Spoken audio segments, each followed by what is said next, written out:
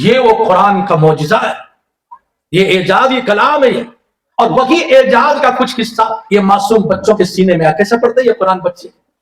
کہیں دنیا کی کوئی کتاب، کالج کی کتاب موٹی ڈوٹی جو ڈاکٹریت کی، انجینئرنگ کی، وہ کتاب پڑھ کے دکھا سکتا کوئی؟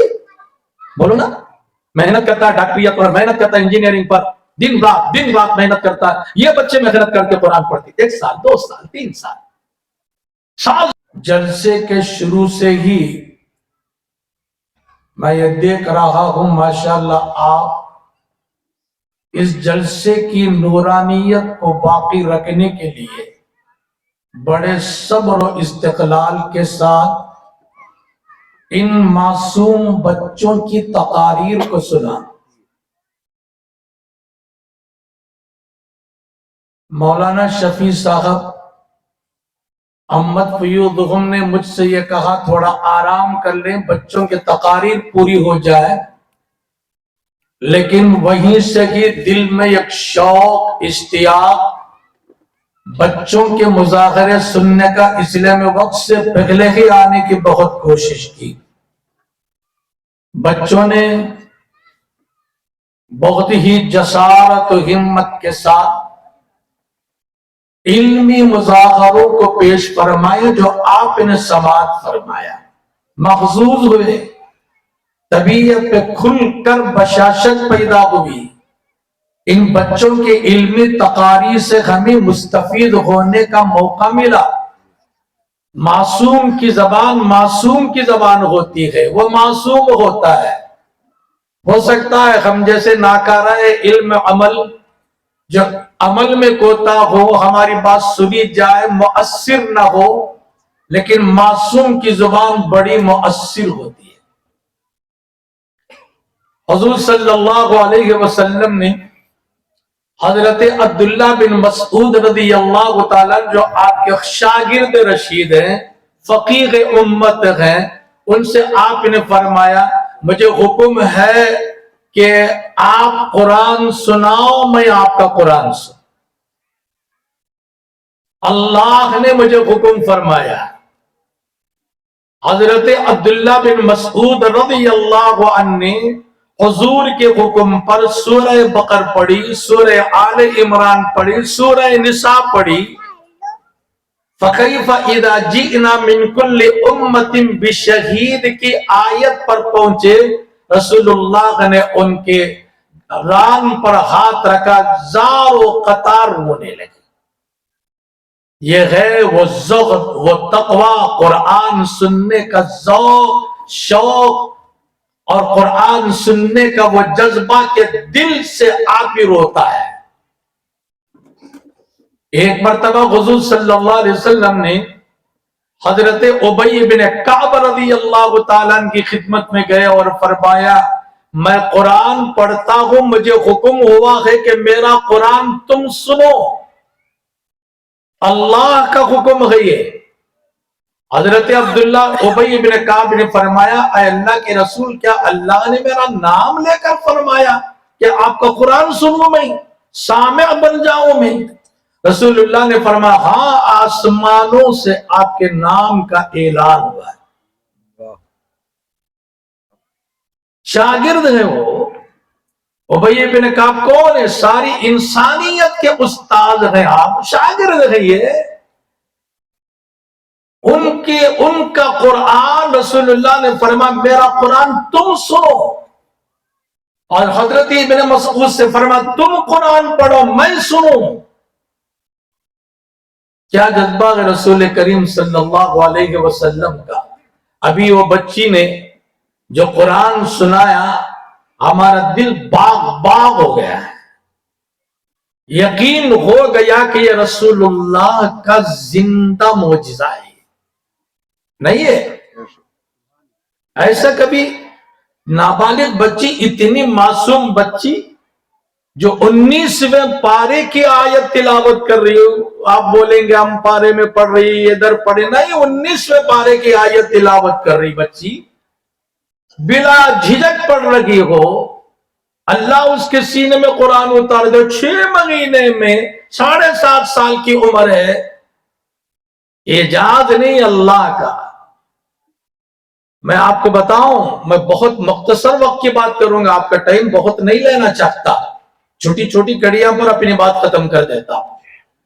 حضرت عائشہ صدیقہ رضی اللہ تعالیٰ عنہ فرماتی ہیں، حضور پر وحی پہلی کیسے آئی، کس طرح آئی، قرآن کے نزول کی ابتدا کیسے ہوئی؟ ظاہر ہے آپ سب لوگ سننا چاہیں گے کہ قرآن کی ابتدا کیسے ہوئی حضور پر، کیسے آپ پر قرآن اترا۔ ہم بھی ہمارے بچوں کو جماتے ہیں، عمران صاحب سے فرمائیے، میں سمجھتا ہوں میرے مخدوم میرے سرکار ہے، میں ان سے پوچھوں کہ آپ نے بچوں کو کیسے پڑھایا ہوگا یہ قرآن، کتنی محنت کتنی لگن ہوگی ان قرآن کے پڑھنے کے پیچھے، کتنی اساتذہ کے پیچھے محنت لگن مشقت محنت، تہجد میں اٹھایا ہوگا پڑھایا ہوگا۔ حضور کے بارے میں حضرت عائشہ رضی اللہ عنہا نے یہ فرمایا، میں نے پوچھا اللہ کے رسول، یا رسول اللہ کیف یاتیک الوحی، فرمایا اے اللہ کے رسول آپ پر وحی کیسے اترتی ہے؟ میں تو چھوٹی تھی، جب آپ پر پہلی مرتبہ غار حرا میں اتری تو چھوٹی بچی میں، اس وقت زندہ جاوید تھی حضرت خدیجہ رضی اللہ عنہ، جو آپ کی پہلی خاتون تھی۔ غار حرا میں تشریف لے جاتے، کچھ کھانا پینا لے جاتے، کھانا پینا 8 دن 10 دن 12 دن وہیں رہتے، ختم ہو جاتا، پھر توشہ لے جاتے، پھر توشہ تیار کرتے، پھر غار حرا میں چلے جاتے جو مکے کی آبادی سے بہت دور، وہاں بیٹھ جاتے، پھر تشریف لاتے۔ یہ سلسلہ وحی کے نزول کے قریب سے یہ سلسلہ چلتا رہا، 6 مہینے 8 مہینے، بعض روایت پہ ہے 1 سال کے قریب تک یہ سلسلہ چلتا رہا۔ وَكَانَ حُبِّبَ إِلَيْهِ الْخَلَا، آپ کو خلوت نشینی کسی سے بات نہیں، مخلوق سے بس ٹوٹ گیا ہے رشتہ، مخلوق سے اللہ سے رشتہ جڑ گیا ہے، بس کسی سے کوئی کلام نہیں۔ حضور غار حرا میں تشریف لے جاتے، وہاں اللہ اللہ کرتے، اور وہاں آپ تشریف فرما ہوتے، اچانک وہ مبارک دن آ گیا جو قرآن کے نزول کی پہلی آیات رسول اللہ صلی اللہ علیہ وسلم پر اتری۔ میں یہ بولنا چاہتا ہوں، قرآن کیوں معجزہ ہے یہ بتانا چاہتا ہوں۔ حضرت جبرائیل علیہ السلام اصلی شکل میں حضور صلی اللہ علیہ وسلم سے فرمایا، اپنے سینے سے لگایا، حضرت جبرائیل نے آپ کو فرمایا اقرا پڑھیے۔ حضور نے فرمایا میرا کوئی استاد ہے، میں پڑھا ہوا نہیں۔ دوسری مرتبہ دبایا حضرت جبرائیل علیہ السلام نے، زور سے دبایا اور فرمایا پڑھو، تو حضور نے فرمایا وہی جواب دیا جو پہلی مرتبہ جواب دیا۔ تیسری مرتبہ حضرت جبرائیل نے آپ کو دبایا، بہت زور سے دبایا، فرمایا حتی بلغ من الجبد، بہت مشقت ہوئی، سانس اکھڑنے لگی، حضرت جبرائیل نے اتنی زور سے مجھے دبایا، فارسلنی، پھر مجھے چھوڑ دیا۔ اب کہا اب پڑھو، یہ ہے اعجاز قرآن کا۔ رسول اللہ صلی اللہ علیہ وآلہ وسلم نے قرآن کی وہ 4 آیتیں از خود پڑھی، اقرأ بسم ربک الذی خلق خلق الانسان من علق اقرأ وربک الاکرم الذی علم بالقلم علم الانسان ما لم يعلم۔ یہ آیات رسول اللہ نے خود اپنی زبان انور سے تلاوت کی، حضرت جبرائیل نے کوئی کتاب چلا کر نہیں دیا کہ یہ کتاب کو دیکھ کر پڑھو، ایسا لا کر دیا۔ یہ علماء بیٹھے تشریف فرمائے، پوچھئے بخاری شریف کے پہلے صفحے پر رسول اللہ کے ابتدائے وحی کا یہ واقعہ ہوا ہے۔ یہ آیات از خود محمد رسول اللہ نے پڑھی۔ گھر کو آ گئے، بخار آ گیا، آپ کو عجیب کیفیت دیکھا تھا، حضرت جبرائیل کو اصلی شکل میں دیکھا، افق بھر جاتا، حضرت جبرائیل تشریف لاتے۔ حضور نے اپنی زندگی میں فرمایا 2 سے 4 مرتبہ اصلی شکل میں حضرت جبرائیل کو دیکھا۔ طبیعت میں گھبراہٹ، خلاف طبع بات پیش آ گئی غار حرا کے اندر، طبیعت میں گھبراہٹ، پریشانی، اور حضرت خدیجہ کی خدمت میں آئے جو بیوی تھی. بیوی ہو تو ایسی کے قربان جائے بیوی کے اوپر. حضرت خدیجہ سے فرمایا لقد خشیت علی نفسی، اے خدیجہ خلاف طبع میرے ساتھ کوئی بات پیش آ گئی ہے، جی بخار آ گیا ہے، مجھے خطرہ ہے میری جان کا، میں اپنے آپ پر خوف محسوس کرتا ہوں. حضرت خدیجہ رضی اللہ تعالیٰ کیا بیوی تھی، کیا وفادار باشعار. حضرت خدیجہ نے فرمایا کلا واللہ لا یغضیک اللہ ابدا، ایسا کیوں پریشان ہیں آپ، اللہ کبھی آپ کو ذلیل نہیں کریں گے. آپ کے صفات ایسے کہ مخلوق کے ساتھ، آپ مسکینوں کے ساتھ رحم دلی کا برتاؤ کرتے، وَتَكْسِبُ الْمَعْدُومَ، اور فقیر مسکین لوگوں کے لیے محنت بوجھ اٹھا کر ان کے فقر فاقے کو دور کرتے ہیں، وَتُقْرِي الضَّيْفَ، مہمانوں کا اکرام کرتے ہیں آپ، اور وَتُعِينَ عَلَى نَوَائِبِ الْحَقِّ، کبھی زندگی میں بت پرستی کی طرف میلان تک بھی رسول اللہ کا نہیں ہوا. حق بات کی طرف آپ تلقین کرتے ہیں، مظلوم کی مدد کرنا، ظالم کے خلاف مظلوم کے لیے اٹھ کھڑے ہو جانا، یہ رسول اللہ کا شعار تھا. حضرت خدیجہ نے فرمایا آپ کو اللہ کبھی ذلیل نہیں کرے گا. بے چینی بڑھ گئی، رسول اللہ صلی اللہ علیہ وسلم کی بے چینی بڑھ گئی. حضرت خدیجہ نے سوچا چلو ہمارے چچیرے بھائی ہیں جو پرانی کتاب و تورات و انجیل کو لکھتے ہیں، وہ تاریخ جانتے ہیں حضرات انبیاء کی، گو بخت عمر ہو گئی ہے ان کی، چلو ان کے پاس لے جائیں. حضور صلی اللہ علیہ وسلم کو حضرت خدیجہ ان کی خدمت میں لے کر گئی. کس کے پاس؟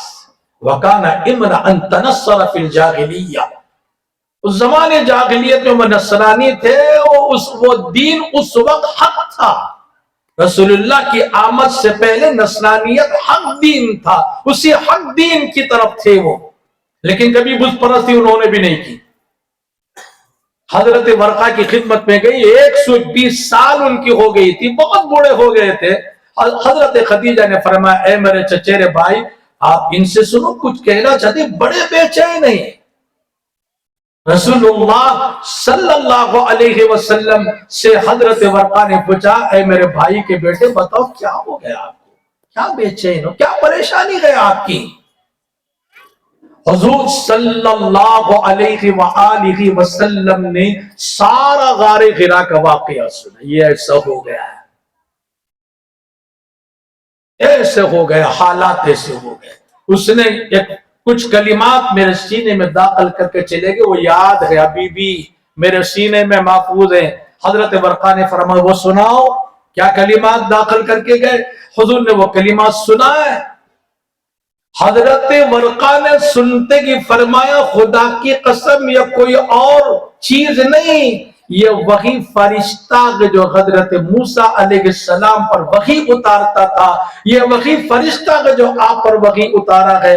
ہماری تورات و انجیل میں جس نبی کا انتظار ہم کر رہے تھے آپ کی شکل میں اللہ نے آخری نبی بنا کر بھیجا. یہ جو ہے یہ قرآن کی پہلی کلمات ہے آپ کے، کوئی معمولی نہیں ہے. آپ فوراً پہچان لیا حضرت ورقہ نے، اس لیے کہ وہ کتاب تورات و انجیل کے ماہر تھے. اس کے بعد 3 سال تک وحی نہیں اتری. 3 سال کے بعد پھر وحی اتری، کبھی آدھا پارہ، کبھی 1 پارہ، کبھی 1 سورت، کبھی 2 آیتیں. ہر وحی کے نزول پر رسول اللہ اپنے ہونٹوں کو تیزی سے حرکت دیتے کہ کہیں یہ آیتیں میرے سے ظہور نہ ہو جائیں، بھول نہ جاؤ، میں سینے میں محفوظ رکھوں. حضرت جبرائیل وحی لے کر آ رہے، آپ کے ہونٹوں کی حرکت شروع ہو جاتی. اس پر اللہ نے اپنے محبوب کو تسلی دی، فرمایا لا تحرک به لسانک لتعجل به ان علینا جمعہ و قرآن. فرمایا اے حبیب آپ ہونٹوں کو حرکت مت دیجئے، میری ذمہ داری ہے قرآن پورے کا پورا آپ کے سینے میں بلا محنت مشقت اکٹھا کر دوں، میری ذمہ داری ہے۔ آپ ہونٹوں کو حرکت مت دیجئے۔ ان علینا جمعہ و قرآن فاذا قرأناه فاتبع قرآن۔ جب حضرت جبرائیل جی آ کر آپ کے سامنے میرا سفیر آپ کو قرآن کی تلاوت کرتا، خاموش سنیے، بس آپ کے سینے میں ہم اتار دیں گے۔ یہ ہے وہ واقعہ جو تفصیل سے احادیث کے اندر آیا ہے۔ اب مشرکین نے حضور پر کئی اعتراضات کیے، یہ قرآن پر اعتراض کیا، یہ قرآن جادوگر کا کلام ہے، فلاں ہے فلاں ہے فلاں ہے۔ اللہ تعالیٰ کیا فرماتے ہیں وَكَذَلِكَ نُصَرِّفُ الْآيَاتِ وَلِيَقُولُوا دَرَسْتَ وَلِنُبَيِّنَهُ لِقَوْمٍ يَعْلَمُونَ۔ ہم قرآن کے دلیلوں کو مختلف بہترین انداز میں ہم آپ کے سامنے لا رہے ہیں، وحدانیت کے دلائل، نبوت کے وحدانیت کے دلائل، آخرت کے وقوع کے دلائل ہم بہترین انداز میں لے کر آ رہے ہیں۔ کہیں کوئی یہ نہ کہہ دے آپ کے بارے میں کہ اتنا بڑا علم و حکمت کا علم رسول اللہ کو کہاں سے آیا، کہاں سے آیا اتنا بڑا علم و حکمت۔ وَلِيَقُولُوا دَرَسْتَ، کہیں مشرکین یہ نہ کہہ دے کہ آپ کسی کالج میں پڑھے ہوں گے، کسی یونیورسٹی میں پڑھے ہوں، کسی کلیہ میں پڑھے ہوں گے، ماں باپ نے ان کو سکھایا ہوگا، ماں باپ بھی پڑھے لکھے ہیں، اب عمران صاحب پڑھے لکھے ماشاءاللہ بچوں کو حافظ بنا دیے۔ اللہ تعالیٰ کیا فرماتے ہیں تمہارے درمیان رسول 40 سال رہے ہیں، ام لم یعرفوا رسولہم ام لم یعرفوا رسولہم فہم لہ منکرون، رسول کو نہیں جانتے، 40 سال تک تمہارے بیچ میں رہے، ماں کا انتقال ہو گیا آپ کی عمر 6 سال تھی، دادا کا انتقال ہو گیا آپ کی عمر 8 سال تھی، ابو طالب تو اپنے کثرت عیال کا بوجھ اٹھانا ہی بس کافی تھا، رسول اللہ کو کیا تعلیم دیتے؟ کہیں کسی استاد نہیں تھا آپ کا، کوئی استاد نہیں دنیا میں آپ کا، اور اتنا بڑا علم و حکمت کا کلام آپ کی زبان انور سے نکل رہا ہے۔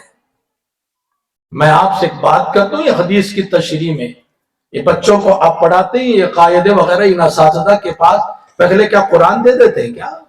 بولیے، پہلے الف با تا پڑھاتے ہیں، وہ پڑھنے 6 مہینے ہوتا 1 سال ہوتا مجھے بھی نہیں معلوم ہے، اس کے بعد قرآن کی تعلیم ہوتی، نہ درجہ بدرجہ جاتے ہیں۔ رسول اللہ کو اللہ تعالیٰ نے بلا محنت و کسب، بلا مشقت، یہ کلام اللہ نے براہ راست آپ کے سینے میں اتار دیا ہے۔ اعجاز نہیں رسول اللہ کا، براہ راست قرآن آپ کے سینے میں، کوئی تختی نہیں۔ حضرت جبرائیل نے کہا یہ تختی پڑھو، یہ نورانی قاعدہ پڑھو، یا آپ پہلی بنیادی منزل میں ہیں یہ پڑھ لو وہ پڑھ لو۔ غار حرا میں جو آپ پر علم و حکمت کی بارشوں کی ابتدا جو شروع ہوئی ہے، آپ کی وفات اور پردہ فرمانے تک یہ علم و حکمت کی بارشیں آپ پر چلتی رہی، اور حضور نے فرمایا وَإِنَّمَا أَنَا قَاسِمٌ وَاللَّهُ يُؤْتِي، میں لیتا ہوں اللہ سے، اللہ دیتے ہیں مجھے، میں مخلوق میں تقسیم کرتا ہوں۔ سارا قرآن میں نے تقسیم کر دیا، اس لیے حضرت ابن عباس نے فرمایا فلا رسول اللہ صلی اللہ علیہ وسلم اجود بالخیر، رسول اللہ خیر کے، ہدایت کے، رہنمائی کے، کامیابی میں یہ کہ چیز بھی امت کو بتا کر سخاوت کی انتہا کر دی، آپ سے بڑا سخی اس دنیا میں کوئی نہیں۔ یہ ہے وہ قرآن اعجاز۔ بچے نے کہا نہیں ابھی الف لام میم ذالک الکتاب لا ریب فیہ، یہ کتاب ہے، کوئی شک کی گنجائش نہیں اس کے اندر، شک کی نگاہ سے مت دیکھو اے لوگو، قرآن اللہ کا اعجازی کلام ہے۔ اپنے پیارے حبیب کو تم جیسے قرآن پڑھتے ہو ویسے نہیں، ڈائریکٹ اللہ چاہے تو قرآن اپنے حبیب کے سینے میں اتار دے، وہ اللہ نے کر کے دکھایا 23 سال تک، کبھی نہیں پڑھا کسی کے پاس، کوئی استاد نہیں آپ کا، اللہ استاد ہے آپ کی۔ یہ وہ قرآن کا معجزہ ہے، یہ اعجازی کلام ہے، اور وہی اعجاز کا کچھ حصہ یہ معصوم بچوں کے سینے میں کیسے پڑھتے یہ قرآن بچے؟ کہیں دنیا کی کوئی کتاب، کالج کی کتاب، موٹی ڈوٹی جو ڈاکٹریت کی، انجینئرنگ کی، وہ کتاب پڑھ کے دکھا سکتا کوئی؟ بولو نا، محنت کرتا ہے ڈاکٹریت پر، محنت کرتا ہے انجینئرنگ پر، دن رات محنت کرتا ہے. یہ بچے محنت کر کے قرآن پڑھتے 1 سال 2 سال 3 سال محنت کر کے کوئی کتاب کا حافظ نہیں بن جاتا، لیکن قرآن کا اس درجے حافظ بن جاتا ہے. وَلَقَدْ يَسَّرْنَا الْقُرْآنَ لِلذِّكْرِ، آسان کر دیا ہم نے تمہارے لیے. یاد کرو، آسان ہے. یہ معصوم بچے کے سینے میں قرآن اتر گیا، آسان ہے ہمارے لیے. تم ذرا آگے بڑھ کے آؤ، محنت مشقت اٹھاؤ. غیور کلام ہے، ذرا محنت اٹھا لو.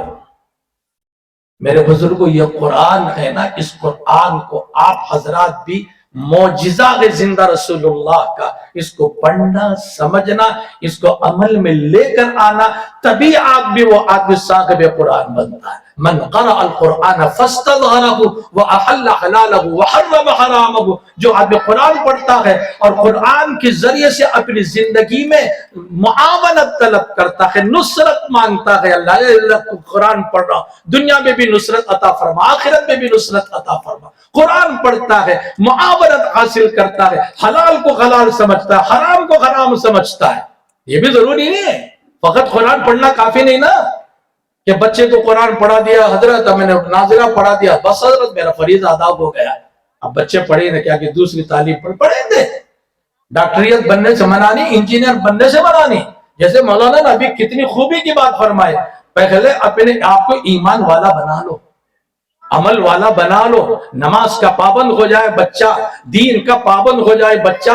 رسول اللہ نے فرمایا بچہ 7 سال کا ہو جائے نماز پڑھاؤ اسے، بچہ 10 سال کا ہو جائے نماز نہیں پڑھتا چانٹے مار کے نماز پڑھاؤ. یہ تربیت ہمارے اندر آنی چاہیے، دین بچوں کے اندر اترنا چاہیے. کیوں 10 سال میں بچے پر نماز فرض ہو جاتی ہے؟ نہیں ہوتی ہے. بالغ ہونے کے بعد کبھی بچے کی نماز قضا کرنے کی ہمت نہ کرے بچہ. یہ چیز ہمارے اندر ہمارے ماں باپ سے اترتی ہے. ماں اگر مصلی بچھا کر نماز پڑھتی ہے تو بچہ بھی بازو کھڑے ہو جاتا ہے. ماں قیام کرتے تو بچہ بھی قیام کرتا ہے، ماں رکوع کرتے بچہ بھی رکوع کرتا ہے. ماں کا گود پہلا مدرسہ ہے بچوں کا. موبائل سے دور رکھو، بچوں کی تعلیم تربیت کی خاص فکر کرو. ماں نقل والد ولدہ من نقلت ادب و احسن تعلیم. رسول اللہ صلی اللہ علیہ وسلم نے فرمایا کیا دے سکتے کہ تم بچوں کو بولو. ہمارے مدرسے میسور کے ایک بڑے سرمایہ دار صاحب، حضرت فلاں بچے کو میں 2.5 کروڑ کی پراپرٹی اسے دیا، حضرت وہ بچے کو 1.5 کروڑ کی پراپرٹی، وہ بچے کو 2.5 کروڑ کی پراپرٹی. میں نے ان سے پوچھا کبھی دین بھی دیا کہ نہیں دیا؟ خالی پراپرٹیوں کی بات کرتے ہو، بچوں میں دین آیا کہ نہیں آیا؟ رسول اللہ نے فرمایا کوئی ماں باپ کا اپنے بچوں کو اخلاق اور علم دین کی تعلیم سے بڑھ کر کوئی نعمت نہیں دے سکتا. دنیا کی کوئی نعمت نہیں.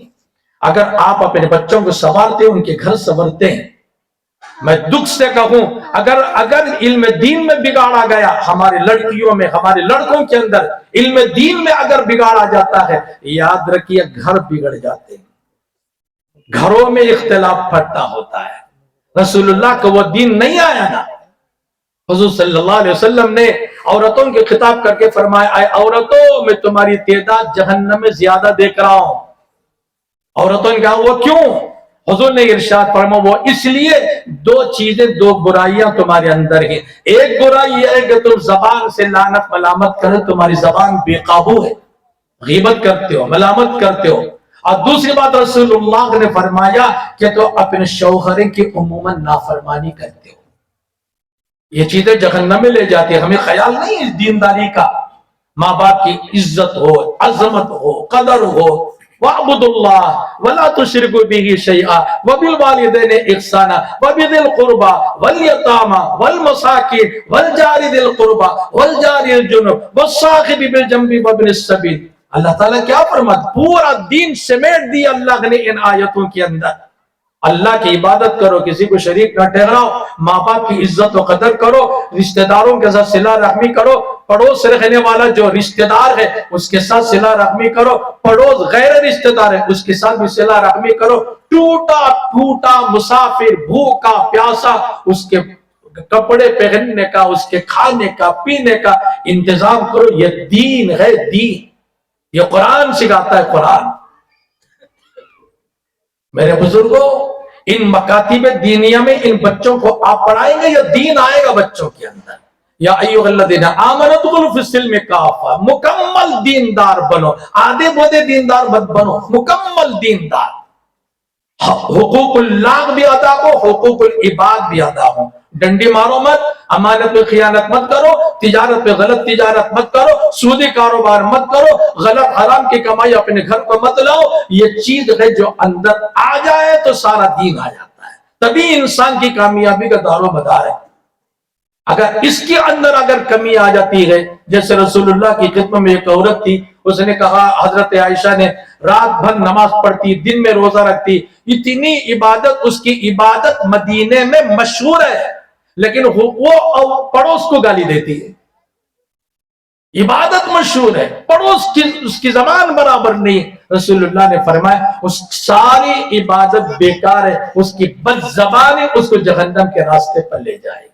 دینداری نہیں ہے کہ پڑوس کا خیال رکھے، ماں باپ کی عظمت اور عزت کا خیال کرے، گھر کا خیال رکھے، گھر میں دینداری کا ماحول پیدا ہو تو نماز کا اہتمام اور پابندی ہو۔ رمضان قریب آ رہا ہے، آپ حضرات بھی رشت قرآن کی تلاوت کریں۔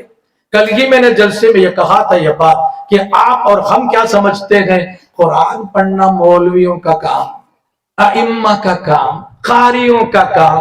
کیوں آپ کے ذمہ قرآن کی صحت نہیں ہے؟ یہ علماء سے پوچھئے، لکھنے جلی سے بچا کر، بڑی غلطیوں سے بچا کر آپ قرآن کی تعلیم حاصل کریں، یہ فرض ہے آپ کے لیے بھی۔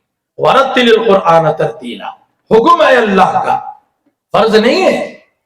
بوڑھے ہو گئی، ان علماء کی خدمت میں جاؤ، ایک آدھا گھنٹہ ٹائم دیو، ذرا میرا قرآن صحیح ہو جائے، ذرا میرا قرآن کی اصلاح کر دو۔ وَالَّذِي يَتَتَعْتَعُ وَهُوَ عَلَيْهِ شَاقٌ فَلَهُ أَجْرَانِ، جو آدمی قرآن سیکھتا ہے، بوڑھا ہو گیا، قرآن سیکھ رہا علماء کے پاس، زبان پر نہیں چڑھتا بڑھاپے کی وجہ سے، قرآن سیکھتا ہے، قرآن سیکھنا مشقت آمیز ہے اس کے لیے، پھر بھی چھوڑتا نہیں، ہارتا نہیں، قرآن سیکھوں گا، قرآن سیکھوں گا۔ اگر اس حال میں موت آ گئی، ہمارے استاد نے حدیث سنائی، فرمایا اگر قرآن سیکھتے سیکھتے کسی کا انتقال ہو جاتا ہے، اللہ قبر میں ایک فرشتے کو مقرر کریں گے، اللہ کہیں گے اس کو قرآن سکھا دو، اس کو صاحب قرآن بنا دو، قیامت کے دن عقل علم اور علماء کی معیت میں اس آدمی کو اٹھاؤں گا۔ یہ نہیں ہے ہمارے لیے، ہمارے لیے فرض نہیں قرآن کا سیکھنا، فرض ہے، ہم بھی سیکھیں۔ ہمارے اندر ایک غلط فہمی پیدا ہو گئی، علماء کا کام ہے قرآن سیکھنا، ائمہ کا کام ہے قرآن سیکھنا۔ ہم انٹرویو لیتے ہیں اماموں کی، تراویح پڑھانے والے، ذرا پڑھا قرآن پڑھ کے سنو۔ ہمارے پاس منہ مسور کی طرح، ہم کو تو قرآن آتا نہیں، ہم دوسرے کا انٹرویو لیتے، خود سیکھ جاؤ نا قرآن۔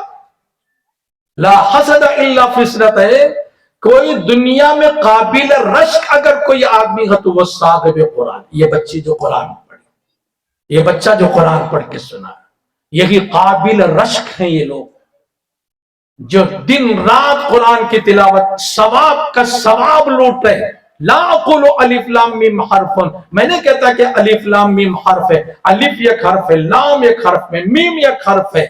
رمضان میں پڑھو گے تو وہی ثواب 70 گنا کے برابر ہو جائے گا۔ کیا ثواب ہے قرآن کا۔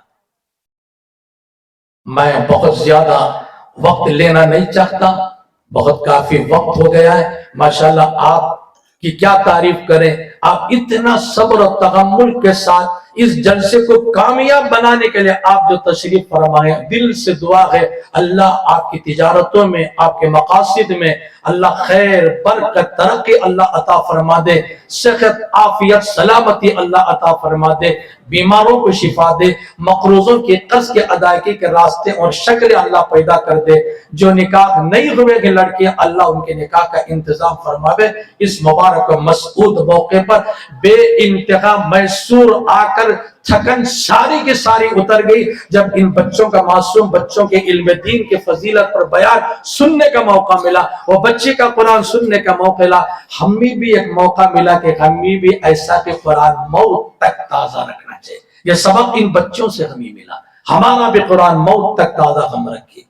میں مبارکباد دیتا ہوں اساتذہ کو، بڑی محنت کے ساتھ ان بچوں کو اگلے علم دین سکھا رہے ہیں۔ مجھے معلوم ہے کہ یہ مشقت آمیز کام ہے، اور جو بچے حفظ کر رہے ہیں، اساتذہ حفظ پر محنت کرا رہے، تہجد میں اٹھ رہے، بچوں کو حفظ کرا رہے، دن میں سارا دن ان کے پیچھے لگے ہوئے، رات میں لگے ہوئے ہیں، بڑا مشقت آمیز کام ہے۔ اللہ ان اساتذہ کو اپنے خاص اپنے اجر عظیم اللہ اس کو عطا فرما دے۔ خیرکم من تعلم القرآن وعلمہ، تو میں سب سے بہترین آدمی وہ جو قرآن سیکھتا ہے سکھاتا ہے۔ اس سے بڑھ کر اور بہتر کون ہو سکتے ہیں؟ بولو، قرآن سیکھنے سکھانے والے، اس سے بہتر کوئی دنیا میں آدمی ہو سکتا ہے جو قرآن سیکھتا سکھاتا ہو؟ قابل رشک ہیں یہ لوگ۔ ہم بھی، آپ بھی تصور کریں، کاش اللہ ہم کو بھی ایسا بنا دے، ایسا بنا دے کہ قرآن ہمارے اندر بھی آ جائے، ہم بھی وہ قرآن پڑھنے والے، سیکھنے والے بن جائیں، ہم بھی وہ ثواب لوٹنے والے بن جائیں۔ بہت بہت مبارکبادی کے قابل ہیں یہ اساتذہ، طلبہ۔ اللہ نے ان کو بڑی جسارت کے ساتھ ان بچوں نے ہمارے سامنے مذاکرہ کیا۔ اللہ ان بچوں کو علم نافع، عمل صالح اللہ ان کو عطا کر دے۔ ان کے ماں باپ بڑے بڑے مبارکبادی کے قابل ہیں، جن کو قیامت کے دن تاج پہنایا جائے گا۔ اساتذہ بھی بہت ہی مبارکباد دیتا ہوں جو علماء تشریف لائے ہیں، محنت کر کے آپ حضرات بڑے خوش نصیب ہیں۔ اتنے علماء کی جماعت عموماً دیکھا ہوں جلسوں میں، اتنے علماء کام بھی نہیں آتے۔ اور ہمارے مولانا شفیع صاحب دامت برکاتہم نے پتہ نہیں کیا ان کا اخلاص خلوص تھا کہ اتنے علماء میرے ساتھ بھی، میں بھی آؤں گا، میں بھی آؤں گا۔ آپ حضرات کو دیکھیں گے ماشاءاللہ یہ جلسہ نورانی برکت والا، ان علماء کی وجہ سے مزید برکتیں ہو گئی۔ اللہ ہم سب کو عمل کی توفیق عطا فرمائے۔ میں بہت بہت شکریہ ادا کرتا ہوں۔ وآخر دعوانا ان الحمدللہ رب العالمین۔ جزاک اللہ خیر الجزا۔ حضرت والا نے مختصر وقت میں بہت ہی اہم اور جامع خطاب فرمایا۔ اللہ تعالیٰ آپ کو بہترین بدلہ نصیب فرمائے اور علم صحت و برکت عطا فرمائے۔